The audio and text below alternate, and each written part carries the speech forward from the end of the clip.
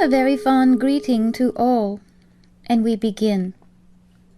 We will entitle today's discussion Lessons on Discernment, because it is an interesting time in which the messages that you receive are a little bit scrambled, a little bit mixed. Some are a little obscure, others a bit too defined.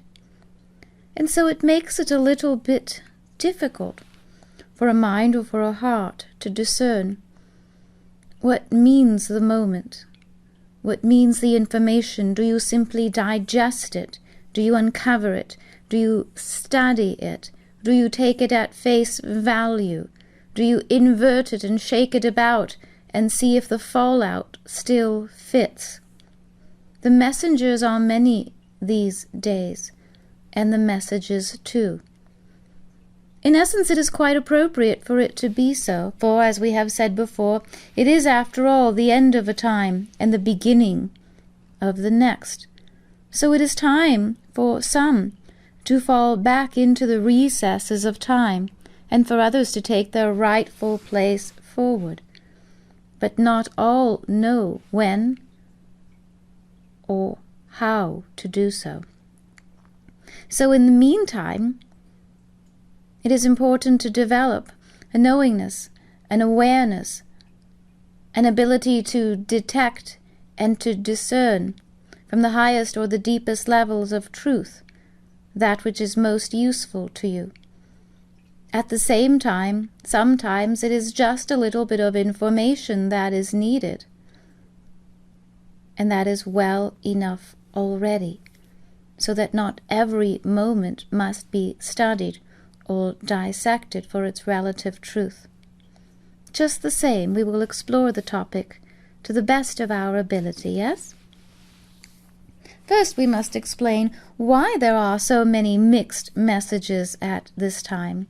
In essence, it is important for it to be so, and although it is somewhat confounding to the brain, although the brain does not like to consider the relative truth of one versus another thought, it is important, because if it is a different thought, the mind, brain in this case, is forced to take a different path in order to study it. It is forced to take a different stance, to view it from a different perspective. Perhaps it is too close, so you take a step back. Perhaps I am too far away and I did not hear correctly. Say again. And then you hear the words the second time to see and feel how they will sound and how they will sit. And so in this case, the human brain, the part of you that thinks thoughts relative to this life, to this awareness, relative to your safety, relative to the continued future of this particular life path that you have chosen, becomes part of the moment. So to differentiate, for the sake of this conversation, brain or human brain, human thoughts are all those related to this life, the longevity of this life, the continued existence of the human mind, of all of the life that you have constructed for yourself, all those things that you hold as valuable, all those relationships that you consider to be intimately yours, family, friendship, career. Everything associated with this life takes a certain pathway in the brain associated with this. By contrast, mind allows you to consider other lives, parallel thoughts, other realities, other junctures. And so for these thoughts, brain connects with mind. In essence, a little bit like a vacuum cleaner attachment. You are now able to reach a little bit further and to draw to yourself those things that you might not have been able to consider were you only thinking about this life. So mind allows you to reach to other dimensions, to other possibilities, to other paradigms, And yes, sometimes the switch over between human brain and mind is a difficult one. And of course, you know that there are certain individuals in your life that are even unable or unwilling to make the switch. So congratulate yourselves from the beginning that you are able to do so, whether it is a gentle experience for you, or it is one that you must run as if you must catch the train before it leaves without you. Still, you are able to do so. Again, it is important at this time that there are mixed messages. After all, it is a blend time now between the end and the beginning, so it must be a good mix. A good mix contains old prophecies of these years and of thousands and thousands of years ago, all those contained in this last new age, and even a few stragglers from an age even before the last one.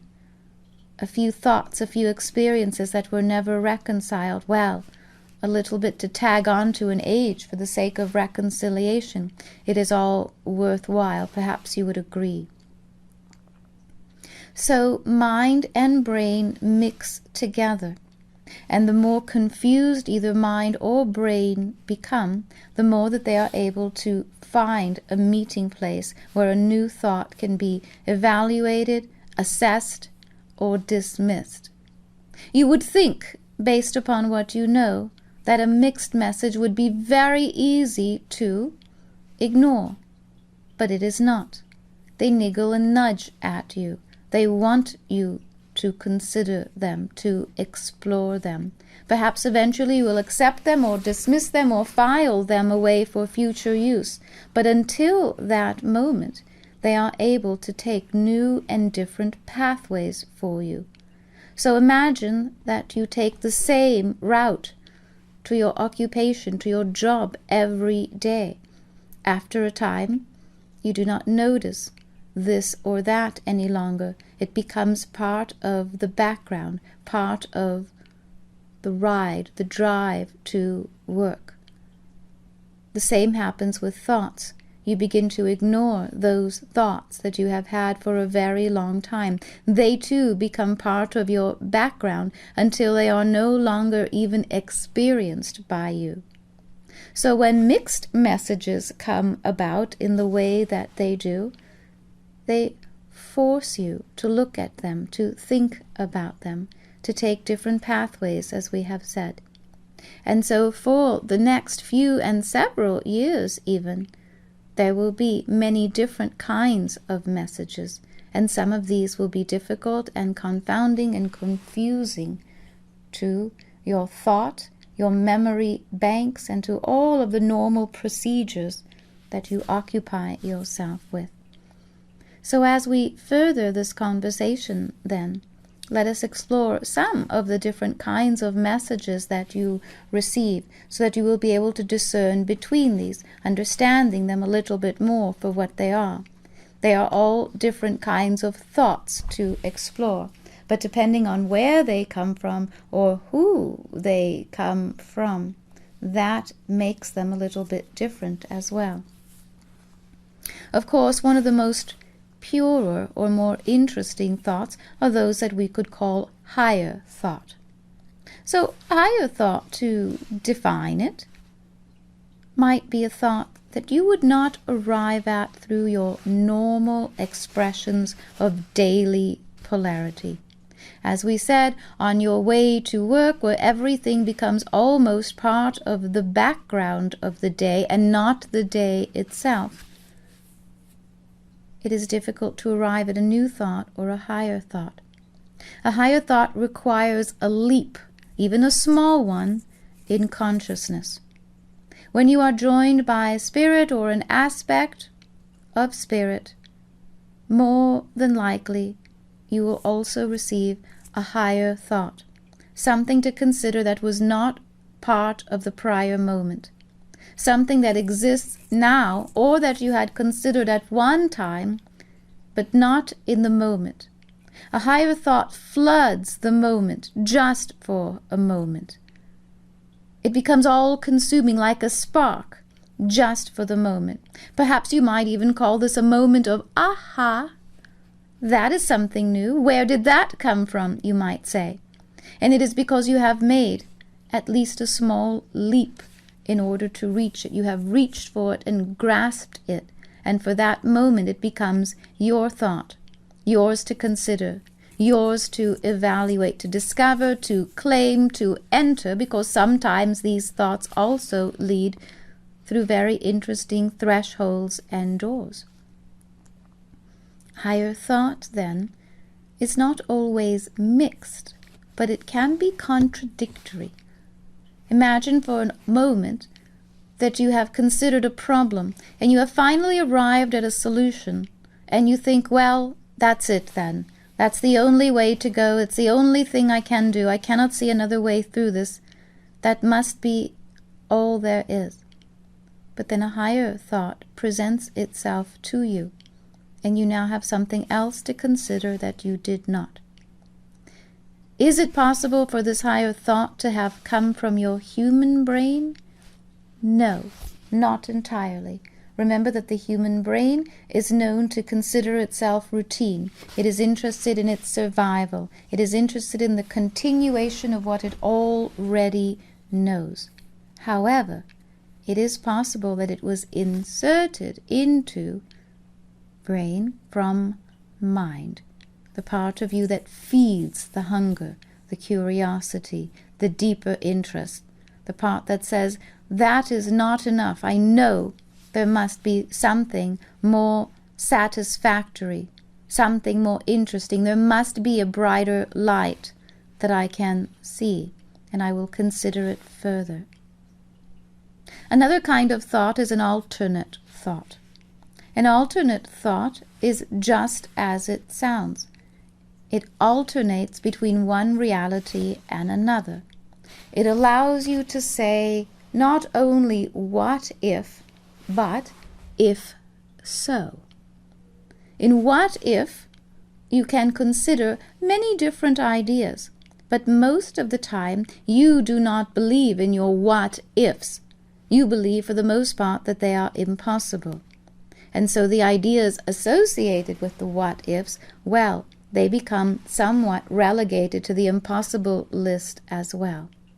However, alternate or alternating thoughts then, like alternating current, come on and off and on and off and on and off until you find that when you are on and they are on, you have now a different thought, a different current, a different way to express the current of energy in and throughout your life. So an alternate thought gives you an alternate solution, or another way to express, again, a different path for you to take, whether it is in a thought or an experiential manner. A challenging or opposing thought is another example. A challenge thought will come in opposition to what you already know, particularly if what you know comes from a stronger belief, and particularly if it has been with you for a very long time but has remained unproven. So if you have always believed that the sky is blue and could never be red under any circumstances, well, that may come to be challenged one day. Now, what part of you would be interested in challenging you, or even being in opposition? Why be in opposition to yourself?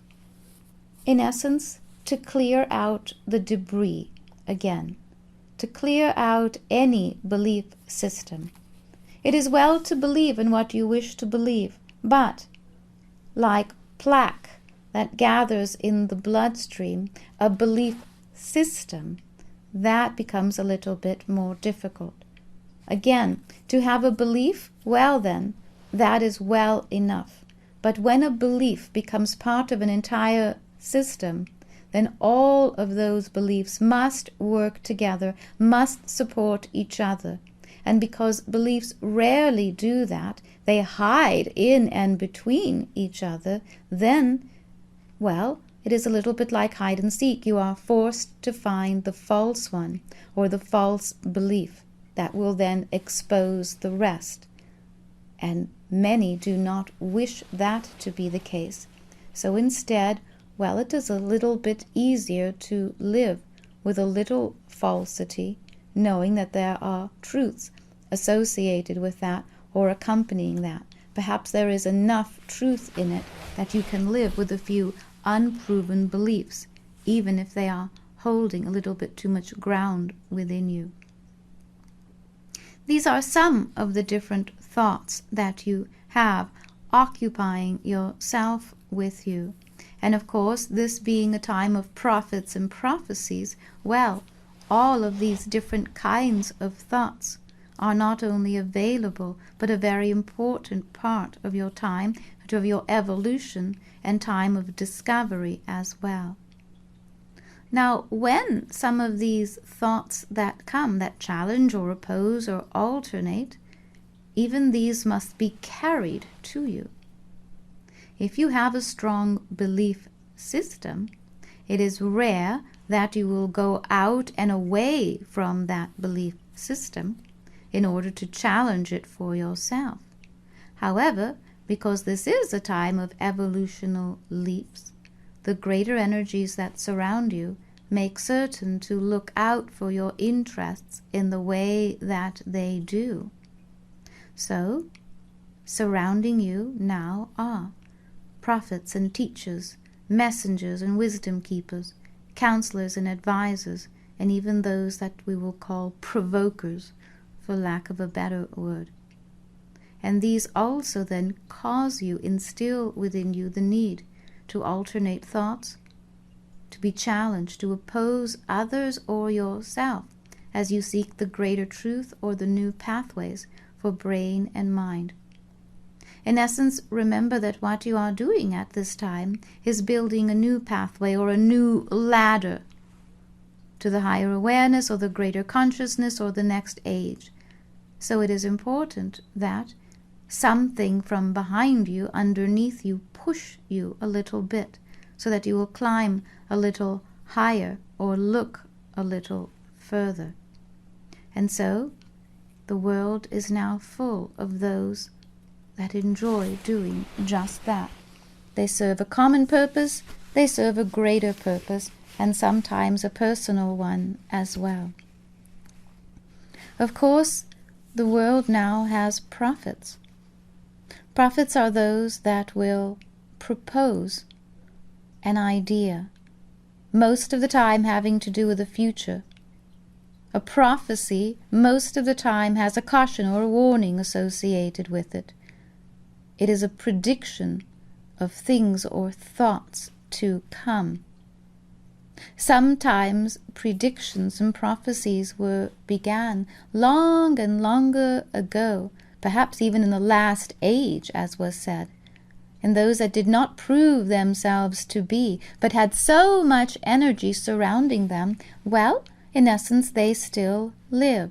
They made it into the next age, perhaps even as an old wives' tale, but they made it. And so they drew a breath in the last age, which gave them the ability to survive into this one. And of course, being that some of the prophecies were interesting, they live a little bit longer. Those prophecies that bring about dire circumstances or turn of events, they tend to live a little longer. Those that say that something, someone will survive, but others not, they also have peak interest and live a little bit longer, sometimes taking on a life of their own. So prophets are those that carry prophecies, words of long ago that can now be altered, embellished, added upon, or in some way made to fit this paradigm. Yet we are not speaking of what is a right or a wrong prophecy, correct or incorrect. For now, we are describing for you only the kind of thoughts that occupy this time and the kind of beings that bring certain thoughts that occupy this time. Beyond the prophets, there are those that we will call teachers. Teachers, as the word implies, are those that you allow to impart teaching to you. So a teacher is not a teacher because they call themselves that or because it is their occupation. A teacher becomes a teacher when you allow yourself to be taught by them, when you accept something that they have offered and learn from it. When you see the value in this, they become a teacher for you or for that moment. So a teacher and a teaching exists in the moment. Perhaps you have noticed that much of the time you are able to transcend teachers and teachings, you outgrow them, and you seek a next or a new. That is because they exist only in the moment, and as long as the teaching is a worthwhile one and a necessary one where you are concerned. If it is not, well, they may be someone else's teacher. Their teaching may belong to another moment, another time, or another place, but it is not yours. So again, teachers are those not only capable of imparting to you something that you did not know or were not willing to accept before. They are the elected ones. You will allow them to offer something to you. You will accept it from them when perhaps you would not accept it from someone else.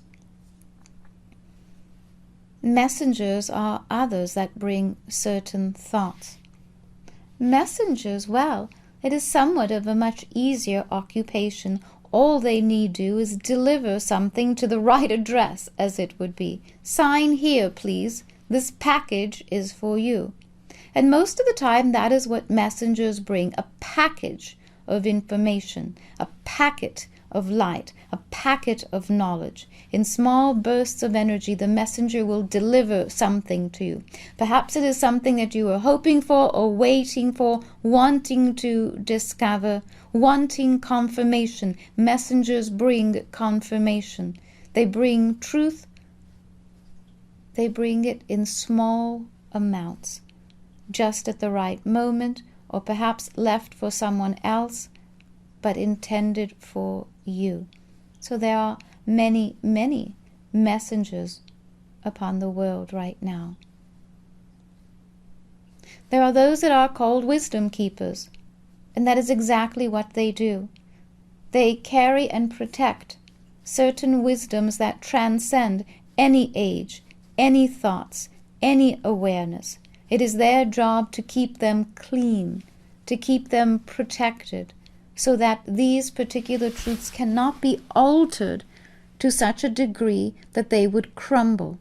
It is not that they cannot be evaluated or interpreted in many different ways, but wisdom must be kept not only for the wise, but it must be kept in a protected state so that it cannot be corrupted, so that a word that has a specific meaning in this time will also be correctly interpreted at another time, so that if it is one particular message, it can be expressed universally for others. It cannot be misinterpreted. It cannot do harm to another. So the wisdom keepers protect the kind of level of wisdom that cannot harm. It cannot be distilled. It must remain in its pure form. Does this mean that it is for everyone? Not necessarily. However, it must be kept in that state, pure, concise, and it must be kept available for those that are seekers of wisdom. Also, we will find at this time counselors, advisors. A counselor, in essence, allows you to use their knowledge to interpret messages or prophecies or knowledge that you have discovered, or perhaps even a small piece of information that you cannot quite decide how to fit it in. So if you like, a counselor understands the pieces of the puzzle and where to locate them, what order they should go in. They assist you and the journey of the mind and brain to detour here, to change to the left there, or to the right here or there. They are guides. They are advisors. They do not interfere in your process necessarily, but they will guide that process. They will walk with you for a time, for as long as you wish to include them in that walk. Imagine that even across a long desert, you may wish to have some company to explore some of those things that you have discovered. And of course, then, we must add at the end those that are provokers. That is exactly what they do. They provoke what you have learned and said, did you truly learn that? Do you truly believe that? You know, I heard from someone else that was not as true as you thought. Are you certain? How do you know it's for real? And so they will provoke the very fabric that you are made of. And indeed, that is purposeful as well, because it will keep you on your toes, if nothing else. Now, when confronted by a provoker, there is no need to defend. There is no need to say, look here, I have studied this well. I know of what I speak. I am certain of it. There is no need to defend, for then they will know that they have you, just like that. So instead, that is very interesting. Of course, I had considered that thought, but I dismissed it once I recognized that the wisdom that I had received was truly of service to me. You see, with a provoker, all you need do is find the peaceful place within you that is comfortable with what you have discovered, what you have chosen for yourself, even if it is a temporary choice.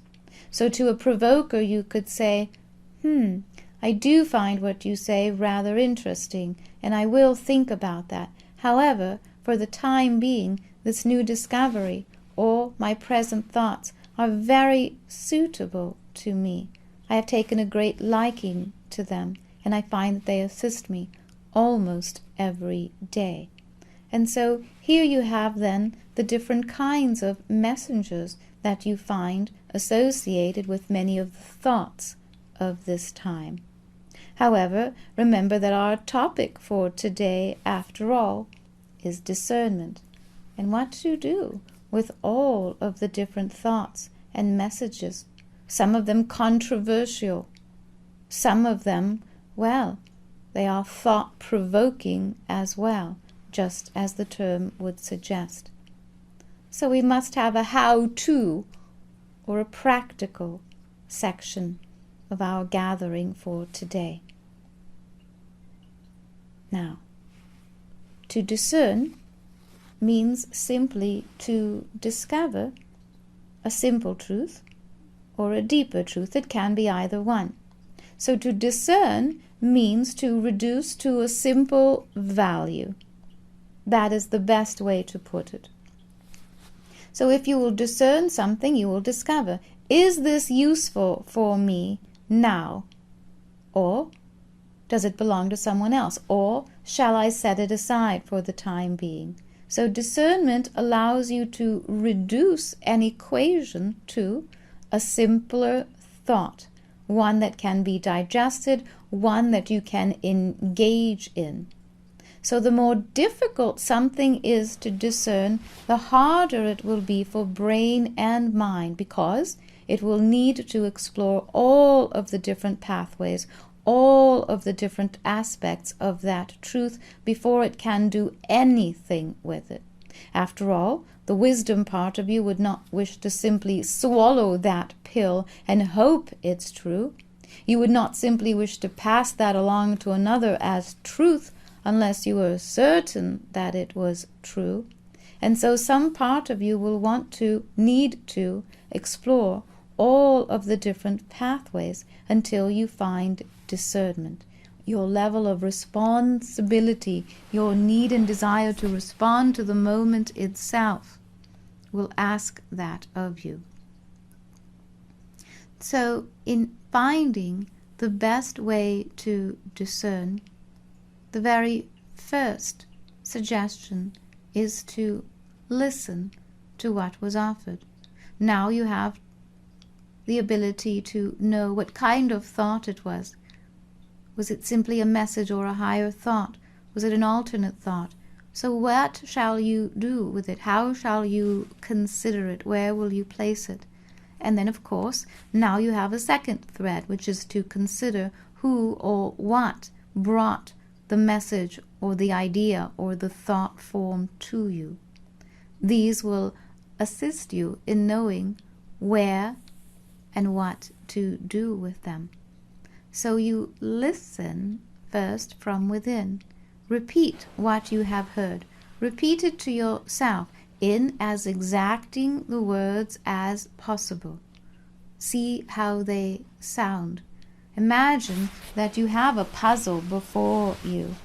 Can you see how they would fit into that puzzle? Will they help to complete that puzzle? Or in order to insert that puzzle piece, will you need to remove several other pieces that now do not fit? And is it worthwhile? In order to accept this one thought that has been brought my way, can I accept it and include it? Or must I dismiss it or other thoughts in order to claim it? What must I do in order to consider it or to make it mine?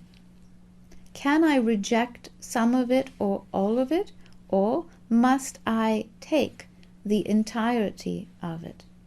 So listen for the vibration that you feel as you repeat as much of it as possible to yourself. You see, it is one thing to hear a thought or read a thought as it was given to you by another, because then it still belongs to them. You are only considering it, you are only the listener.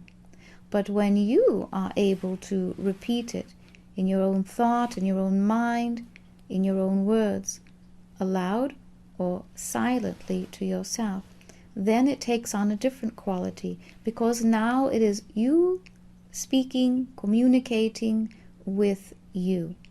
You would never mislead you. And so as you receive this counsel, you will be able to note how much of it sits well. Where does it sit? How does it sit? And you will listen for that. Take into consideration as well in what way it was delivered. Was it an opinion? Was it a fact? Was it a judgment? How was it delivered to you? Not simply by whom, but under what circumstances was it delivered? Was it put before you just casually? You may take it or leave it. Or was it put before you and said, this is of great importance. You must assess this. You must stop what you are doing immediately in order to consider this. Assessment then. Notice what is being said in the words as well, in the message as well. Is it a liberating thought or a confining one? Does it allow you to explore all of the different ideas associated with it, or does it only offer you one or two or three ideas that you must claim as a house of cards, or the basis of the entire thing will fall apart? Was it offered in polarity? In other words, if it doesn't go this way, that will surely happen. You see? If you don't move out of that city now, it will be ruined by an earthquake, and it will have been your choice. You see, these, for instance, are dangerous words, and they are indeed some of those that are being put forth at this very moment. So they challenge you, these words. Well, I am not a fool, you would say. I do not wish to stay in a city that is about to be decimated by an earthquake. But what am I to do? Am I to leave go all that I know? Home, relationship, family, and such, simply for my safety? What certainty do I have that any of this is true? And what if I ignore it? What if I ignore it at my peril? Do I ignore it simply because I did not wish to listen to the counsel of another at an opportune time? After all, this is a time of changes. Perhaps I ought to heed this warning. So here is something else for you to consider. Are they words of support, or are they only cautions and warnings? You had better do this or else. You will notice that spirit, in its deepest meaning, in its deepest roots, rarely says or else. It rarely will say to you, well, that's the end then. We'll look to the neighbor or the one across the street. This one's done for. No, sweet ones. And so here in discernment, you will note, what is the polarity of the message that is being offered? What alternating thoughts does it offer? What is the current? What is the electromagnetic current that flows through this? Is it smooth? Or is it erratic? Does it dart everywhere? And speaking of darting, imagine the one that has said the words, and if you have them at your disposal, take good look at their eyes as well. Are they darting about uncontrollably? Or are the eyes slow and steady and focused? See what is offered to you. The moment will tell you much more. If it is a prophecy that is offered, which is beyond that of an ordinary message, does it offer to you alternatives? Does it say, in this moment, this is what is seen to be the case. However, there are mitigating circumstances, awareness. There is yet will to be acted upon. Are there alternatives to be considered, or are they simply the dire circumstances of an old age, simply still living in this one? Remember that there are those without messages of their own or messages of their own merit, and they still wish to be messengers, so they will pick up an old tab, an old courier thought that was never quite delivered, or delivered in the right way or with the right meaning, and, well, it looks purposeful enough. So there are those that will go about delivering messages that never were and never will be. So it is important to, yes, be in the full discernment that the moment will offer. Other than alternatives, what is practical about what is being offered, whether it is a message or a prophecy? What practical knowledge does it give you? What can you do with this? To do does not mean that you must take action. To do means, how can you use it, even if it is a thought? Will this thought lead to other interesting thoughts? Does it lead to other avenues of expression? Is it useful to others? What alternatives are posed? How practical is what is being given? Again, practical does not necessarily mean that you must act upon it in the moment. However, even a thought to explore can be a practical thought. It is important, it is interesting to the mind. The mind wishes to consider it. Does it inspire you to learn, to discover about yourself, or to change something about yourself? That is another aspect to consider.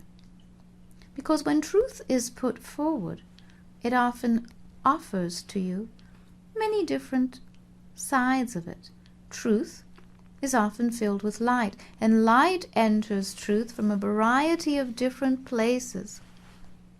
And so truth, as it is offered, is often inspiring you. It will inspire you to look further within yourself, to carry that thought for a little while you consider it. Truth inspires you to discover more of it, to delve a little bit deeper. Even something that is true at face value will allow you to change it. Prophecies can be changed somewhat easily. They do, however, require a certain action, a certain vibration. Are you willing, are you interested enough in that thought or what was brought to you to change it, to alter it? Not simply to make it more believable or more palatable, but to hold it in such a way that it becomes more potent, more powerful. Continuing with the discussion on discernment, when you have received a certain message, vital as it would be, do you find yourself wanting to share it with others? Look what I have discovered today. Look what was brought to my attention. I have found this so very interesting. Or instead, do you find that you must whisper it to someone, first to disclaim its accuracy, and then to share about it in a quiet giggle? Oh, look what I read today. Look what came my way today. Look what landed on my desktop today. Here is another one of those messages. What shall we do with this one? Do you think there's any truth in this one? I don't believe it, do you? Well, I heard of something similar, but, well, I am not certain. What do you think? You see? So if it is something that you must whisper about, but you are not willing to claim for yourself, even in the consideration of it, that is somewhat an answer to the question as well. Again, ask yourself, do you know the source, the true source of the message? Is it one that is encouraging? It is supportive? Has it been of encouragement or support to you in the past? So if you receive such a message, take the time to trace it back to its origin. Now, where did that come from? Was it simply repeated? Was it sent and re-sent and perhaps altered?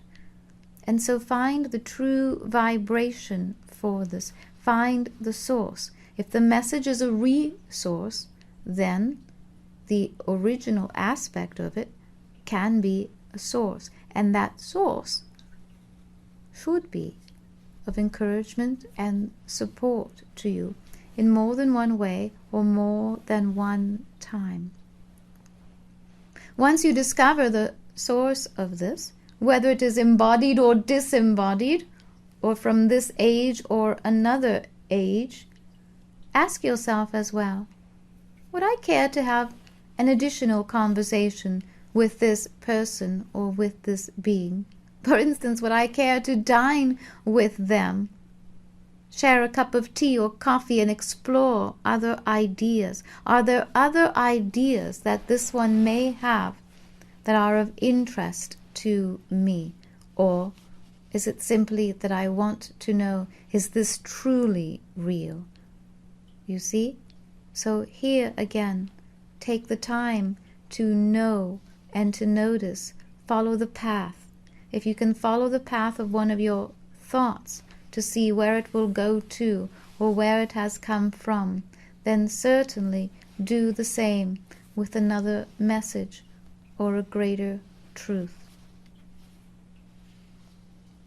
Regarding the same person or the same being, what is their further approach to life itself?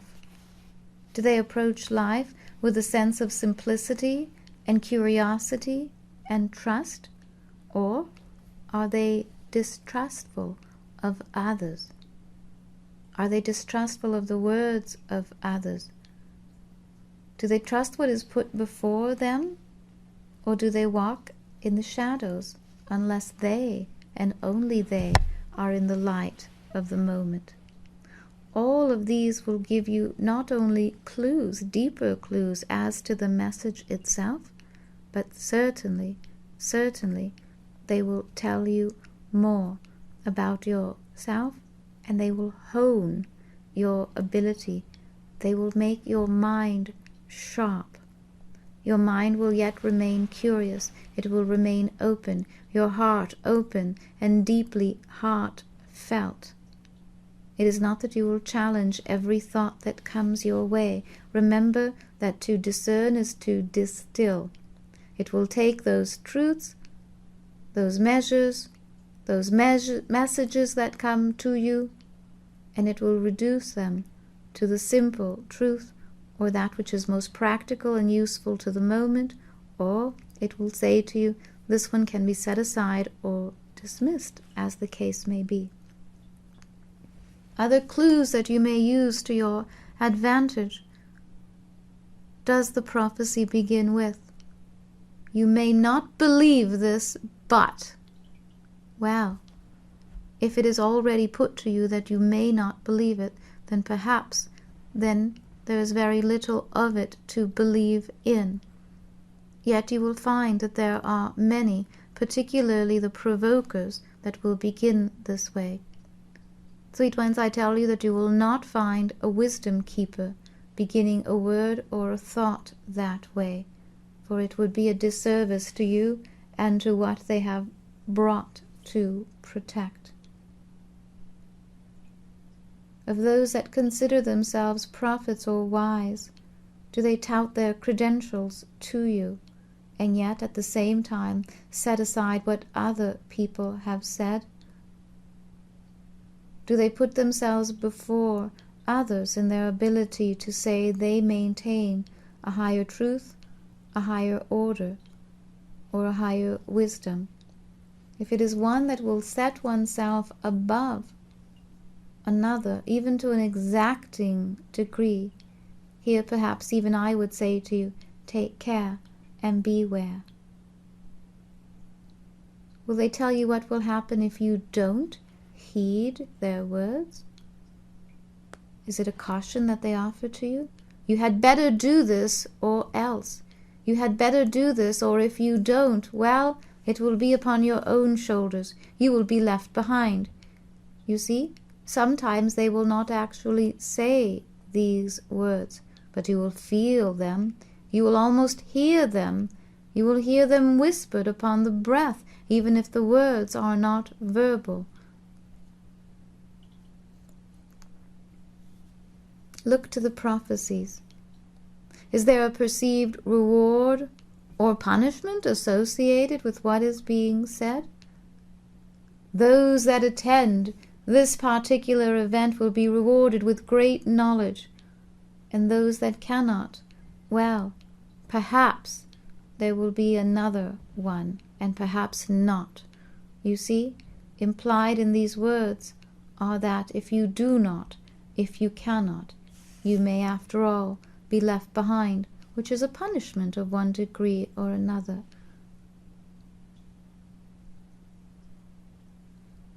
When you hear the prophecies of this time, well, it is the time of prophecies after all, and they have a way of being worded and woven to make them sound very interesting.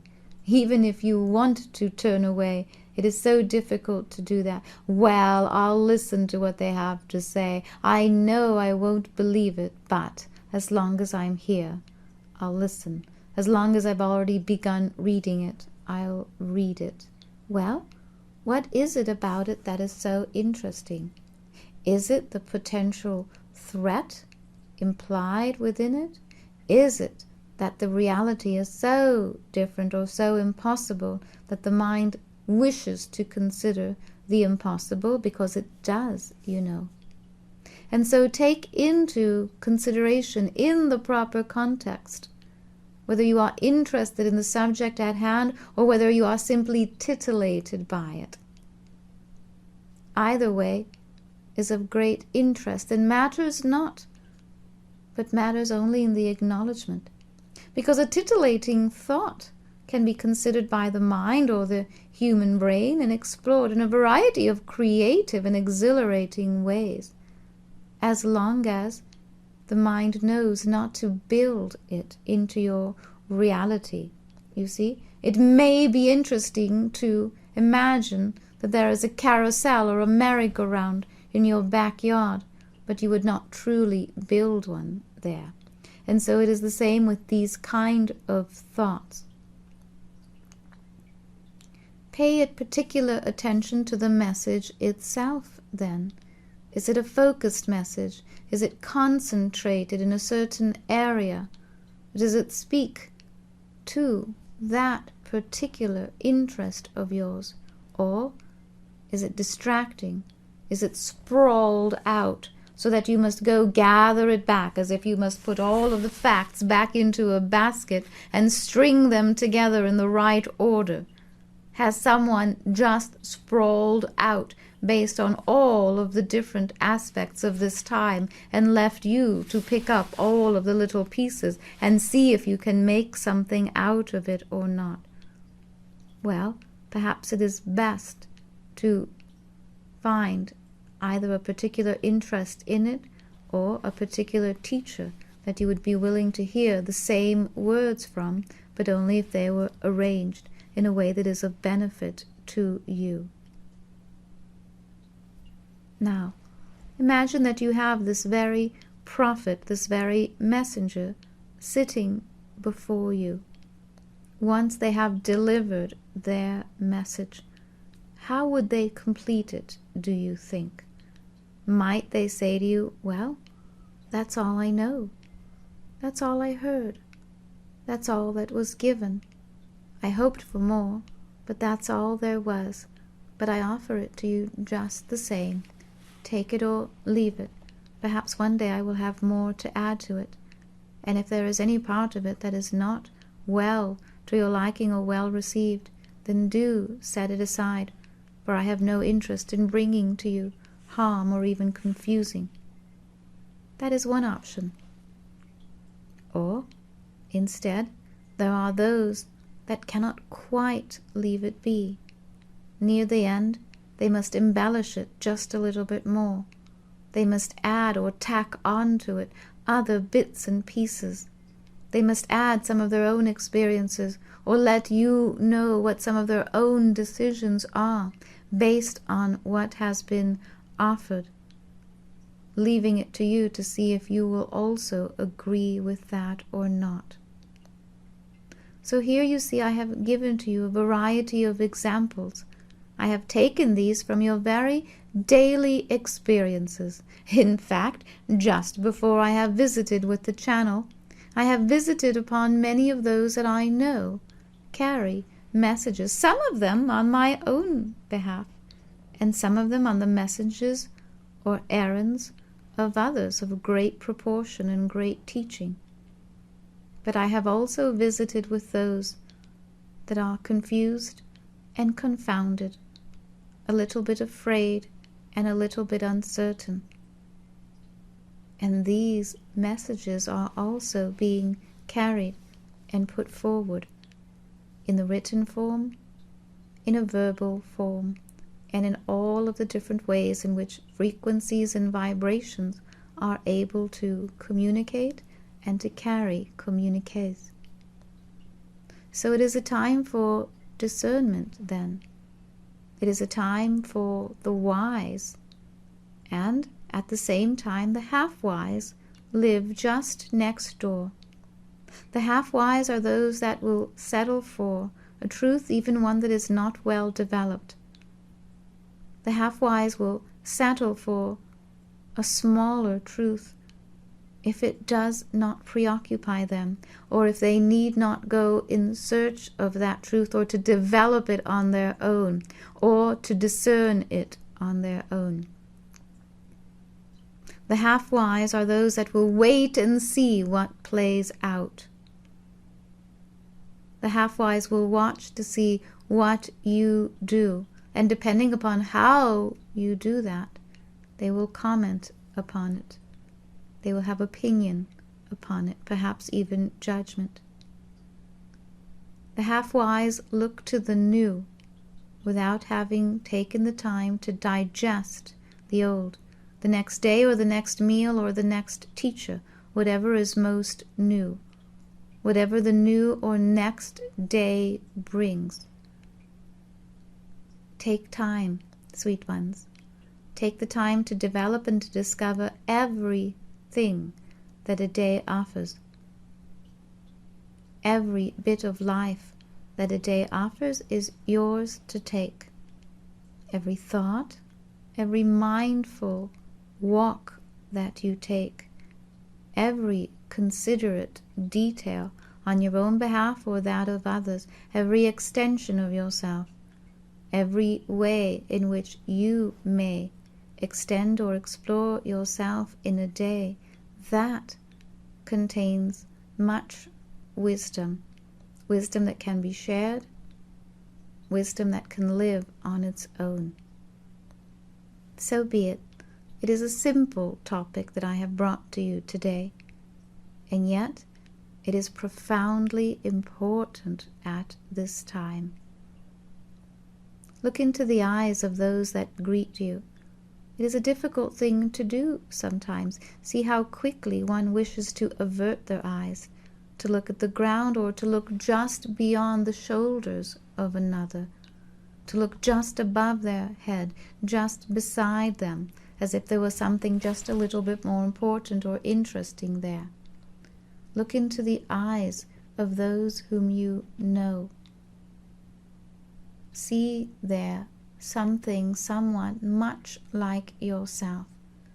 Look into that truth, and there you will find your own truth as well, alongside brothers and sisters and cousins, all seeking what you are seeking. I bring to you this moment of wisdom to share with you for the simplicity of the moment. I take my leave now, until the next moment brings us together. I bid you good day.